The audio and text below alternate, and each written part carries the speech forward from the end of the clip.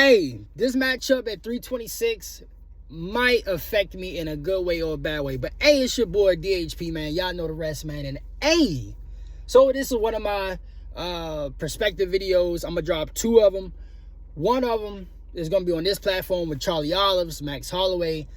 The other one is gonna be with RDR and Kale Borello. But with this perspective, not only is it gonna affect me, but also others too. Max Holloway, Charlie Olives, huge MMA fan favorites. When you want to talk about the legends of the sport, you know, we name Max Holloway and Charlie Olives as one of the legends of the sport. Now, with that being said, 326 might change the course, and this one I'm going to get to in the perspective. 326 might change the course of both of their careers. And the reason why is because I just seen the little joint on Instagram today, on my other platform. So Charlie Olives, he talking about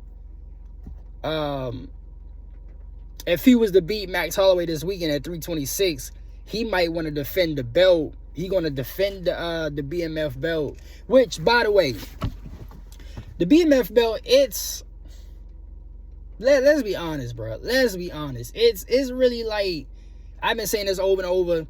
Y'all watch WWE wrestling, right? And remember back in the day, I don't know if they still do it now. I really don't watch WWE wrestling like I used to. But I know a couple years ago, they had the joint called the 24/7 title where you could defend the belt anytime, anywhere. It's just free reign. Back then, it was called the hardcore title, which they had the same rules apply. That's what the BMF belt reminds me of. Like, it's a cool little belt, but it's too gimmicky, especially for the sport. Y'all know how I go. The sport of MMA, I feel like the integrity, niggas really don't hold up to the integrity of the sport of MMA like how it used to be. So the BMF belt, although it's cool because we get these fantasy super fight matchups that we normally don't get, it's too gimmicky in my opinion. But going back to Charlie Olives, he talking about he wanted, if he was to beat Max Holloway this weekend, he was going to defend the belt and potentially persuade, you know, Conor McGregor to fight him. And, you know, he can fight Conor McGregor that way, which is smart. But it's like, if he beat Max Holloway, which I was going to lead into, he gonna set himself up for another title shot.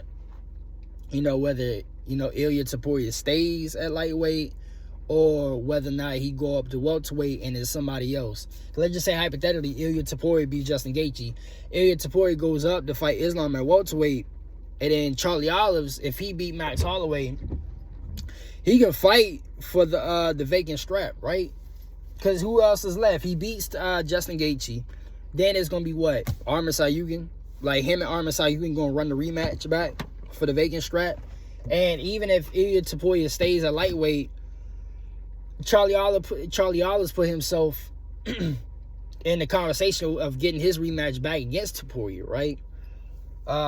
There's a lot of ways you can go with, you know, if Topuria stays, if Topuria leaves, whatever. But Charlie Olives, his mindset is based on this BMF belt, which is cool, but at the same time, there should be a bigger picture in mind that's going back and get the lightweight strap. But he wants to, if he was to beat Max Holloway, he wants to do this, he wants to do that. And then he talking about maybe going after the lightweight strap at the end of the year. But that's where his mindset. And Max Holloway, if Max Holloway was to beat Charlie Olives, he definitely could get his rematch back against Ilya Topuria. But my whole thing is, and we're gonna get to the, is she about to dip out? We're gonna get to, you know, the deep analysis on Friday's preview show. By the way, dropping this video right now for YouTube. Then my other platform, Instagram, y'all go check that out. We're gonna drop the RDR video, and then tomorrow it's gonna be the press conference reaction. But back to the topic at hand.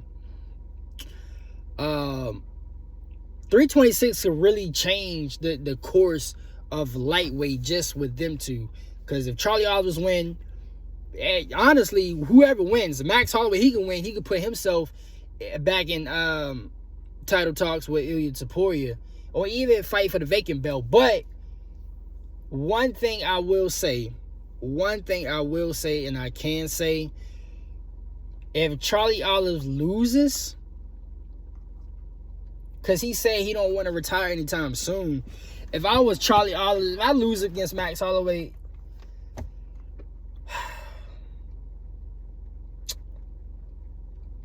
I definitely want to see him. Just if you want to keep going, which he said he going to keep going, go to welterweight. Just go to welterweight. Try your hand at that, because stylistically, Charlie Olives would be a huge threat. Charlie Olives will be a huge threat if he go out to welterweight. Max Holloway, I feel like Max Holloway can take a loss if he was losing to Charlie Olives. He could take more of a loss and not be set back too much than Charlie Olives. Charlie Olives loses this fight, it's over. There's no way he's going to get back into any title conversations, if he loses against Max Holloway. Like I said, we're going to get through the deep analysis on Friday's preview show. I'm kind of split. Just letting y'all know now, I'm kind of split. And it's not because I'm actually a fan of both of them, but stylistically, I can see this honestly a 50-50 fight for me. At least for my opinion. I don't know. I haven't checked the odds yet. I don't know how y'all feel. Y'all let me know in the comments how y'all feel. But I feel like Charlie Olives need this win more. He needs this win more than Max Holloway, because, like I said, Max Holloway, he can take a loss and it won't affect him too much. Because if you look at what's up ahead at lightweight, Max Holloway damn near can beat the bottom half of lightweight and then get himself back in the title talk, especially if Ilya Taporia do lead. I do feel like, for some reason, I do feel like Ilya Taporia is really dictating on the future of lightweight.